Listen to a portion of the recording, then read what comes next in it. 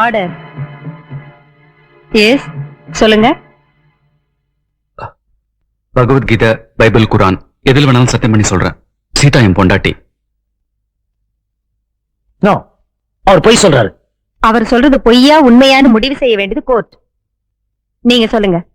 சீதாவை நான் 2வது கல்யாணம் பண்ணிக்கிட்டேன். எனக்கே 2 பொண்டாட்டின்னு நீங்க கேட்கலாம். பாவப்பட்டுதான் சீதா கழுத்துல நான் தாலி கட்டினேன். முதல்ல இருவன் நடக்கிறதுக்குள்ளேயே புருஷன் போய் சேர்ந்துட்டான். புகுந்த வீட்டுல கழுத்து பிடிச்சு தள்ளிட்டாங்க. திறந்த வீட்டுக்கு பாரம் ஆயிட்டா.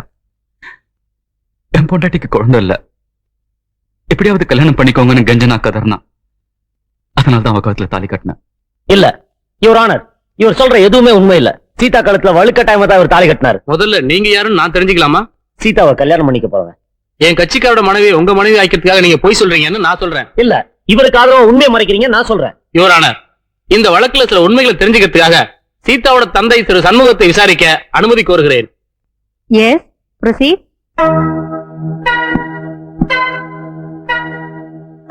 உங்க மருமகன் சேகருக்கும் உங்க 2வது மக சீதாவுக்கும் திருமணம் நடந்தது உண்மையா? உண்மைதான். இந்த கல்யாணம் உங்க சம்மதத்தோடு தான் நடந்தது? ஆமா. உங்க 2வது பொண்ணையும் உங்க மருமகனுக்கு கல்யாணம் பண்ணி கொடுக்க காரணம்? விதவைக்கு வாழ்க்கை தர வேற யாரும் தயாரா இல்ல சார். நோ, இவரும் போய் தான் சொல்றாரு. நடந்த உண்மையை சொன்னா தான் பொண்ணோட வாழ்க்கை கெட்டு போயிடுமே பயந்து போய் சொல்றாரு. யுவர் ஆனர், நீங்க சீதாவோட அம்மா விசாரிங்க. ஏன்னா ஒரு தாய் தான் பொண்ணுக்கு துரோகம் நினைக்க மாட்டாங்க. சீதா சேகர் கல்யாணம் நடந்தது உண்மையா? உண்மைதாங்க. மருமகனே மறுபடியும் ஏன் மருமகன் ஆகிட்டீங்க? என் பொண்ணு மஞ்ச குங்குமத்தோட பாக்கணும்னு ஆசைப்பட்டேன். அதுக்கு வேற சம்பந்தம் பார்த்திருக்கலாமே. எங்களுக்கு வசதி இல்லைங்க. யுவர் ஆனர், தாயே துரோகம் செய்ய நினைச்சாலும் எந்த பொண்டாட்டியும் புருஷனை விட்டு கொடுக்க மாட்டா. அதனால என் பொண்டாட்டி நீங்க விசாரிங்க.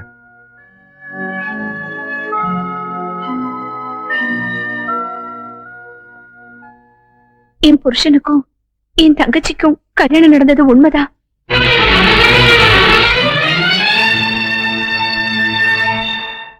பொண்டாட்டி நீங்க உயிரோட இருக்கும்போது எதுக்கு இன்னொரு கல்யாணம்? எனக்கு குழந்தை இல்ல, என் தங்கச்சிக்கு வாழ்க்கை இல்ல.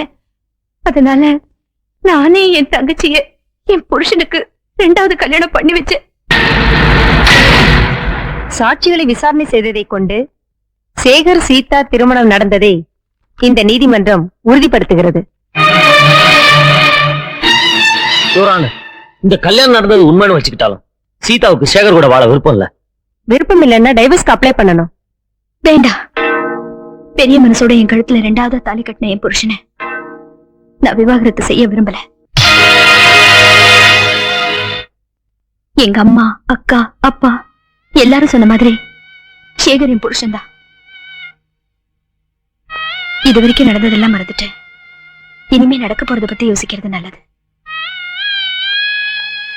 அவர் கூடவே குடும்பம் நடத்துறேன்.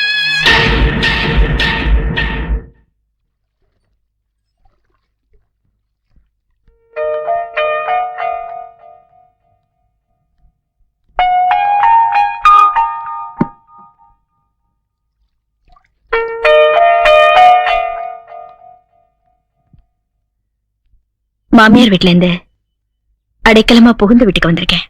அதுக்காக நீங்க பயப்படாதீங்க. என் புருஷன் பாத்துக்குவாரு.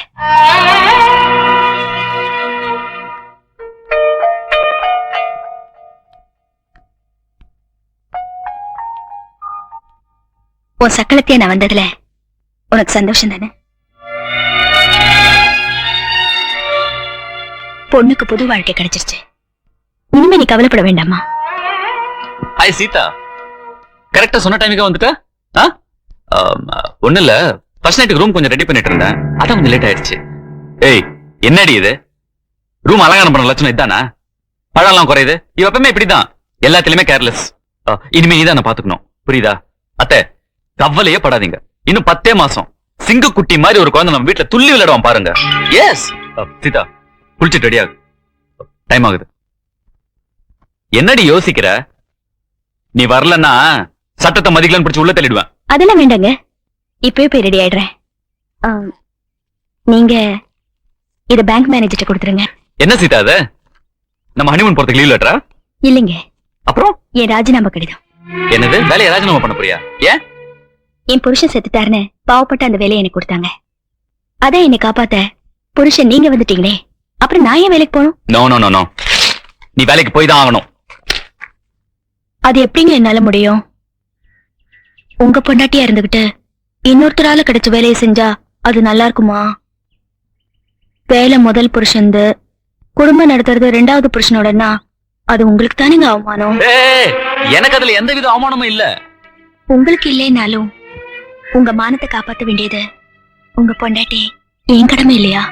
என்னடி விட்டா பேசிட்டே போற? இந்த பார், நீ வேலைக்கு போய் தான் ஆகணும். நான் வேலைக்கு போய் தான் ஆகணும்னு நீங்க எந்த கோர்ட்லயும் கேஸ் போட முடியாது. அதுக்கு என் அம்மா, அக்கா, அப்பா யாரும் சாட்சி சொல்ல முடியாது. என்னடி சொல்ற நீ? கோர்ட் உங்க கூட குடும்பம் தான் நடத்தணும்னு சொல்லிருக்கே தவிர வேலைக்கு போய் சம்பாதிச்சு போட சொல்லல. ஏய், நீ வேலைக்கு போய் சம்பாதிக்கிறிய 5000, அந்த பணத்துக்காக தாண்டி உன் கழுத்துல நான் கட்டாய தாலி கட்டினேன். எல்லாரையும் மிரட்டி உன்னை என் பொண்டாட்டி ஆக்குனேன். Very good. உண்மையை ஓவாயாலே ஒத்துக்கிட்டதுக்கு ரொம்ப தேங்க்ஸ்பா. ஜட்ஜுக்கு இப்போவாது உண்மை புரிஞ்சிருக்கும்னு நினைக்கிறேன். புரிஞ்சுக்கிட்டேன். சாரி சீதா, எல்லாருமே உனக்கு எதிராக சாட்சி சொன்னதுனால நான் தப்பான முடிவு எடுத்துட்டேன். இந்த மாதிரி ஐக்கிய சும்மா விடக்கூடாது. இப்பவே கம்ப்ளைண்ட் எழுதி கொடு, நான் உடனே நடவடிக்கை எடுக்கிறேன்.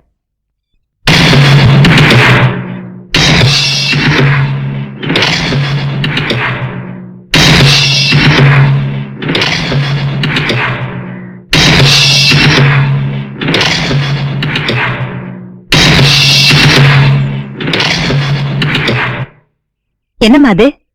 அவனை மன்னிச்சிருன்னு எழுதிருக்க? என் அக்கா நல்லா இருக்கணும்னு நான் நினைக்கிறேன். என்ன மன்னிச்சு சீதா. இதெல்லாம் வேண்டாம். இனிமேல் திருந்தி மனுஷனா நடந்துக்க, அது போரும். இல்ல சீதா, நான் செஞ்ச பாவத்துக்கு பிராயச்சித்தமா அடுத்த முகத்திலேயே உங்க 2 பேருக்கும் நான் கல்யாணம் பண்ணி வைக்கிறேன். என்ன மன்னிச்சிரு.